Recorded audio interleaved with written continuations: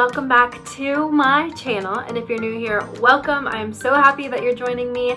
Please be sure to hit the subscribe button before you head out, and make sure to give this video a thumbs up at the end of the video. So today I wanted to talk about some fun summer activities that you can do during coronavirus that are safe and keep you healthy and keep other people safe, and I thought it would be really fun. So I hope that you guys enjoyed this video. Let me know down in the comments below how you're celebrating summer, even with the pandemic happening around us. And without further ado, let's go ahead and jump into the video. The first activity that I wrote down was, of course, if you have a private pool or a private beach near you, that is a great place to go. Or if you have a community, or if you're staying at a hotel where they're practicing social distancing, that's another great summer activity, as long as you're, staying distant and sanitizing and making sure everything is being cleaned thoroughly. I think that is a really good summer activity. It gets you out of the house, gets you a little bit of sunshine, and you get to enjoy the water and the normal summer activities like swimming and sunbathing and all of that. So of course, hanging out at the pool or the beach is really fun, as long as you're not going somewhere that is extraordinarily crowded. Next, I have just hiking or getting outside.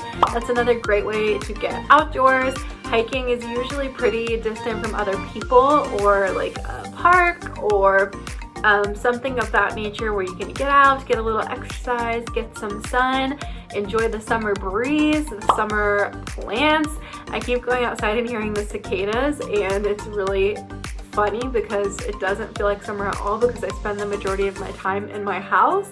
So you can enjoy the cicadas and maybe some fireflies if you have them in your area. And that's just another great one to get yourself out of your house, is to go hiking or just to get outside. The next one I have is to read summer books.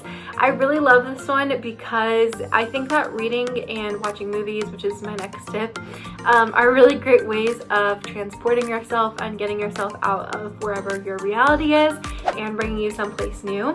So of course, I have a hefty little stack of books. I have a book for everybody in this pile, I am sure of it.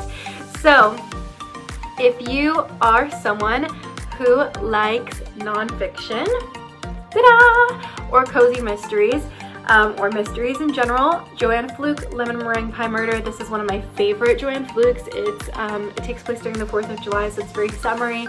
A lot of the Hannah Swenson mysteries take place in the winter, so this one takes place in summer, so it has a lot of really fun summer activities and July 4th parades and things of that nature. So it really makes you feel like it's summertime, and it's very fun.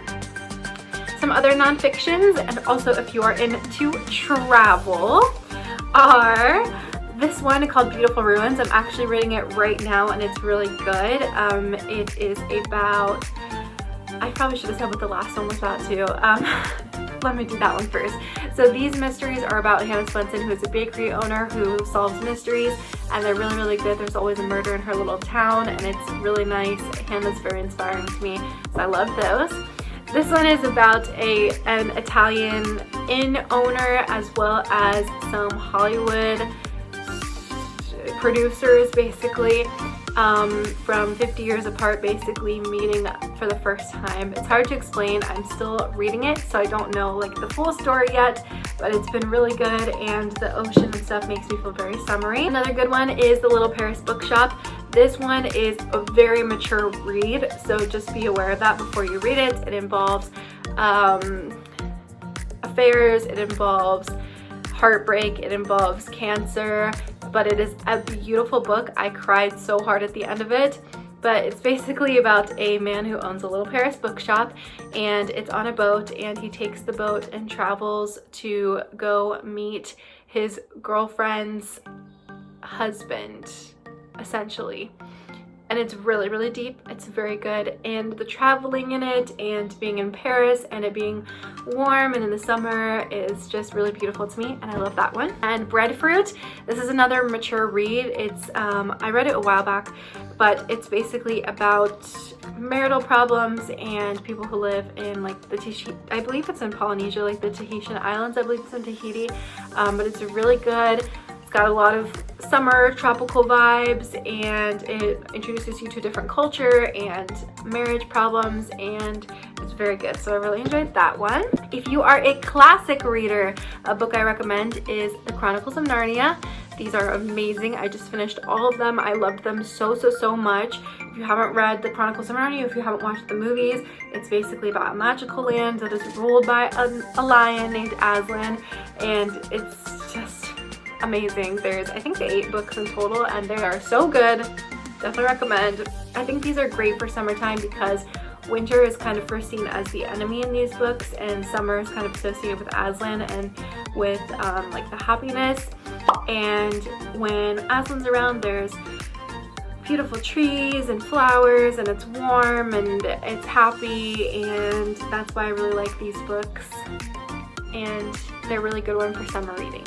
And if you are a nonfiction reader, this book is called One Summer by Bill Bryson, and it is nonfiction. It is about one summer in America in 1927, and I started reading it. It's really good, very interesting, and it's basically about like everything that happened that summer, like Babe Ruth and, let me see, The Kid, The Babe, The President, The Anarchist, Summer's End, Epilogue. It's basically what it's about.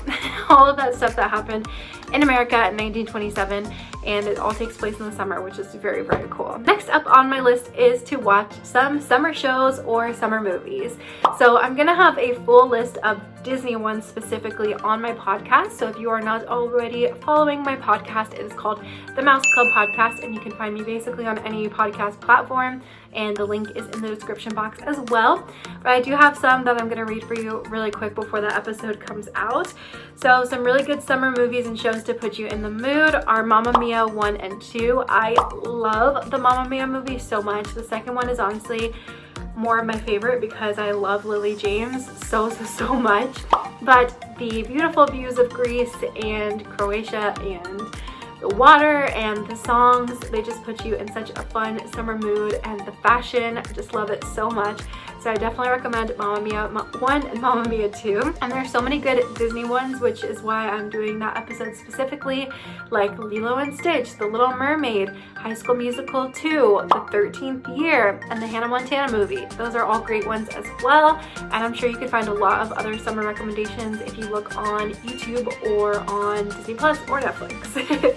Also, The Kissing Booth 2 just came out. I have it on my list. Probably gonna watch it today because I remember that one being a really good summery-ish one last time. Okay, so my next tip is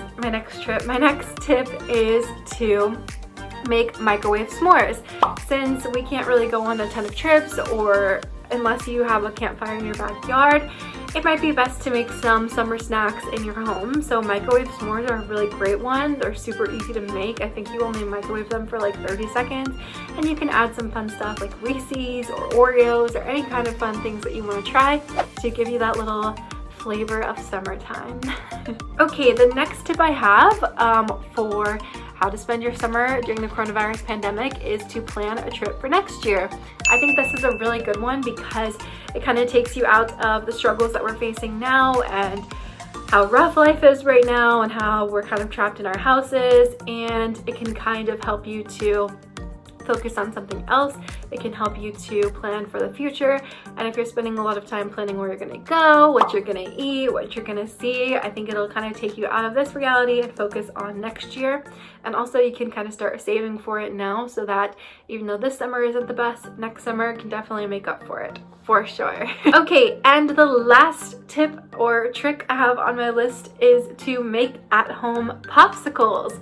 I think this one is really fun because you can do whatever flavors you want. You can even make alcoholic popsicles. You can get popsicle molds off of Amazon for super cheap, and you can make lots of different flavors.